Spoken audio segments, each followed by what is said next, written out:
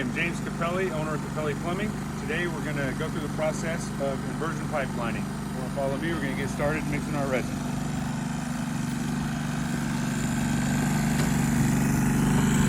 We're going to go up and down along the sides. All right, go ahead and start mixing.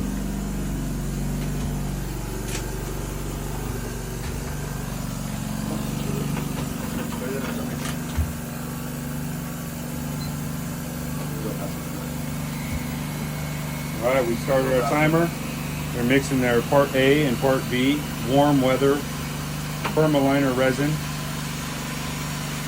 We're gonna mix this resin for a minimum of 2 minutes.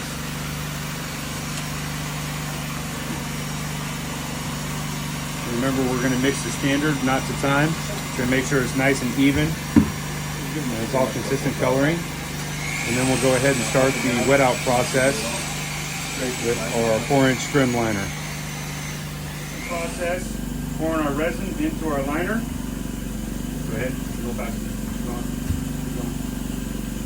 Keep going. Okay, good. Keep going. Left. Good. What I'm doing now is I'm going to try and work in a little resin into the end here as it's pouring in. Good, one more. Just to assist us. Make our job a little easier for wetting out. Okay, here we are starting our wet out process.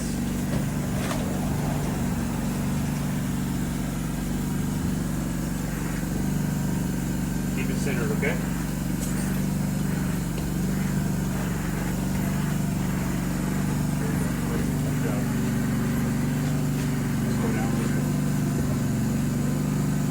Bring our liner through here. Now that we've put our resin in the liner, we're going to roll it through this wet out station. We have it set right now at 8 millimeters for our first pass. Our second pass, we're going to open it back up to 8.5. The reason why we're using this calibration table here is so that we make sure that our resin is evenly impregnated into our liner, and then it all adheres to the hose pipe properly.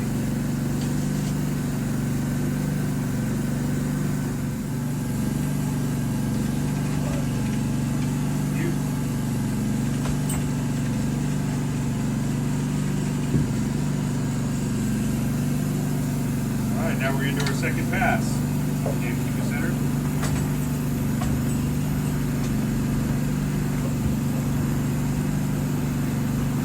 Comes back through, I'm just making sure I don't see any dry spots that didn't get wetted out. And if they do, I can manually wet it out while it's on the table here. And it's only about 35 feet, so wet out process is going pretty quick, pretty smooth.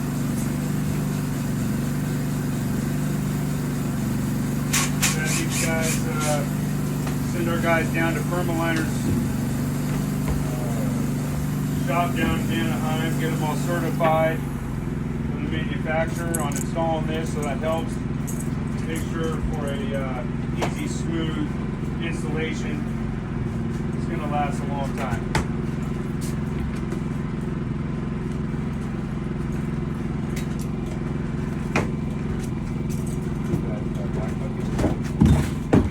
So now that we've completed our wet out process, we're going to be getting this thing prepped up to get into our inversion drum. So he's tying off our pull tape onto the liner so that we can pull the liner into the inversion drum that's over here. And once we get that spun up, then we'll go ahead and start the installation process. Pulling.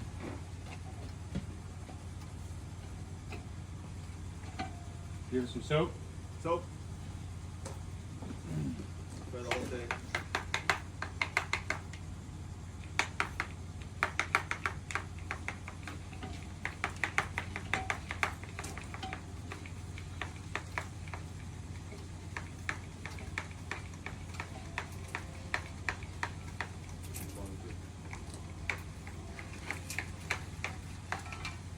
Yeah, I have liner.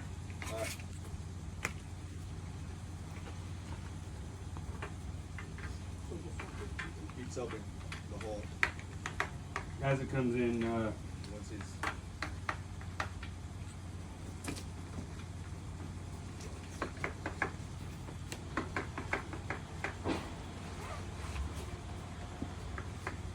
right? Okay, so here's so you see. Now that we've got the liner pulled up into our inversion drum and through our delivery hose there, what I'm going to do is I'm just going to put some rubber bands here, put an S fold on the end of the liner. I'm going to put 2 rubber bands on this end. What those rubber bands are going to do is they're going to not only hold the end of it shut for me, but they're also going to hold my pull tape on the end of this, so that if I need to, I can manipulate this liner as it gets installed. Say if it gets hung up on a turn, or maybe a old break or a hole in the pipe that we're trying to line over.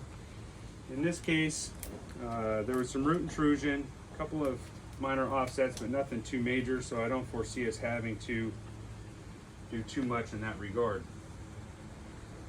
I found it easier, get the rubber bands on, then I'll slide my pull tape through. And once I get my pull tape through here, I'm going to go ahead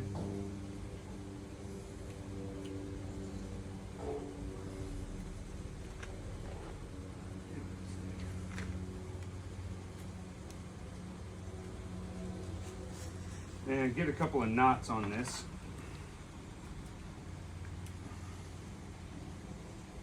So it doesn't get easily pulled back through the rubber bands.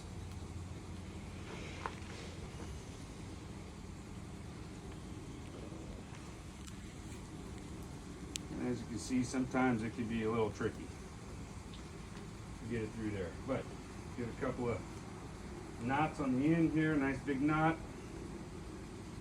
Should be good.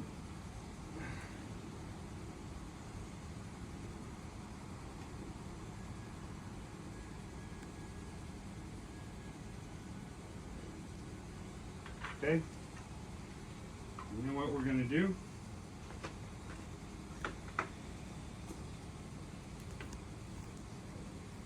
is we're going to start the process of reeling this sucker in.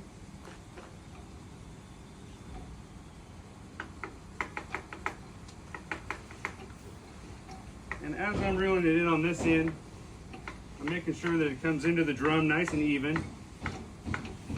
My guys down on the other end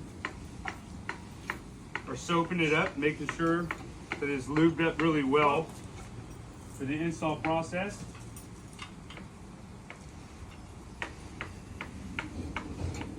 The biggest thing that you want to remember when you're doing an inversion lining install, soap the 90 up real well, soap the 90 up, is that you want to communicate. Clear communication is key to success when doing lining. So once we get this all set up the rest of the way and they get that 90 on, jump down in the hole and we'll get it prepped. Okay, so now we're going to install the liner. We've got Jared down in the hole.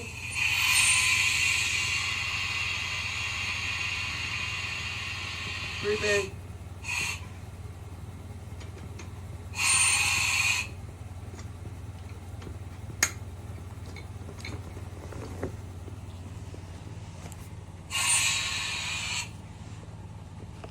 Talk to me.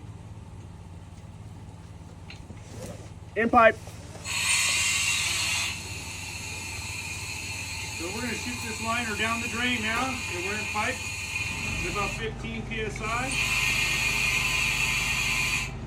If you look down in there, he's got a blue variable intro length piece of tube there. And that's making sure that we're going to be on our mark. So now our liner is installed. It's just that fast. What we're going to do is we're going to swap out. We're going to put our calibration tube on and get that installed. So we'll let you see what that looks like once we get that installed here, or once it gets prepped up. Okay, so what we're doing now is we're going to prep up our calibration tube. So what you do is, you have one section measured out at 2 feet, which we pre-measured earlier.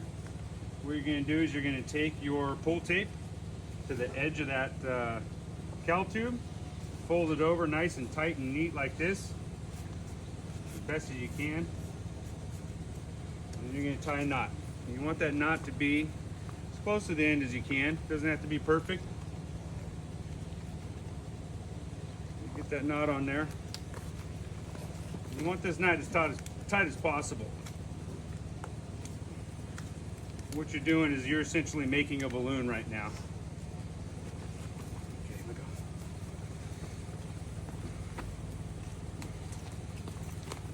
Now what he's going to do, just a little extra assurance here, is he's going to cover this knot up with duct tape for me. So we'll start about 1 inch away from the knot, 2 inches. He's going to cover up the knot and the end of my cowl tube over onto my pull tape.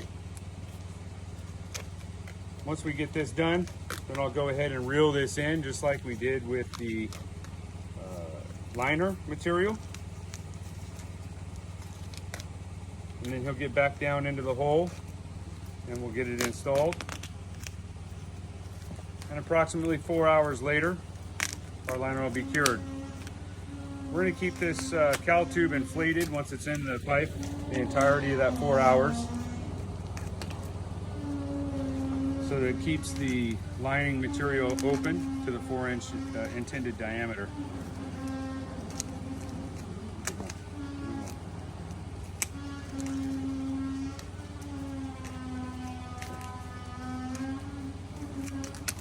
All right, now that we got that done, that's sealed nice and tight, we're going to go ahead and get this installed. So we got soap. Ready?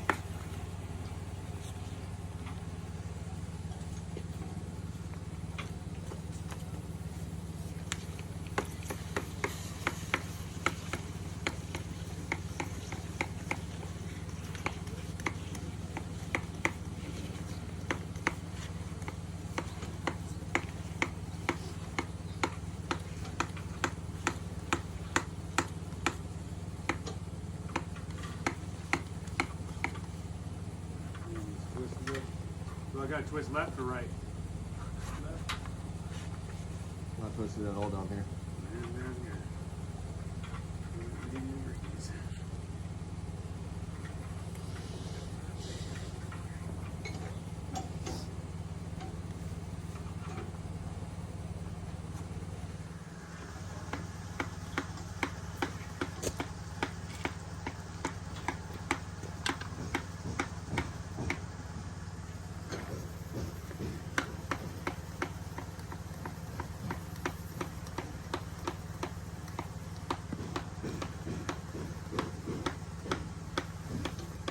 Almost there.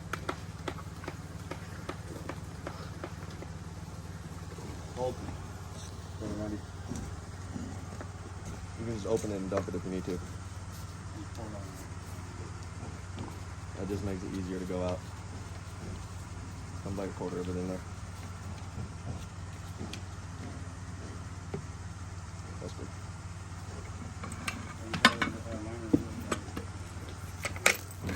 Okay, now we're getting ready to install the cowl tube. Walking. Walking. No, it's in pipe. You're in pipe.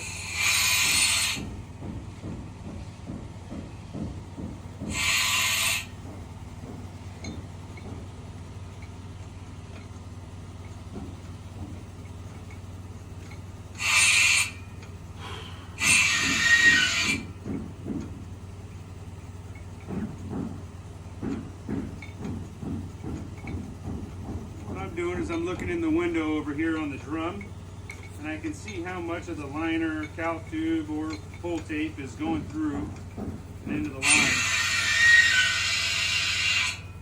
So it gives me an idea what's going on.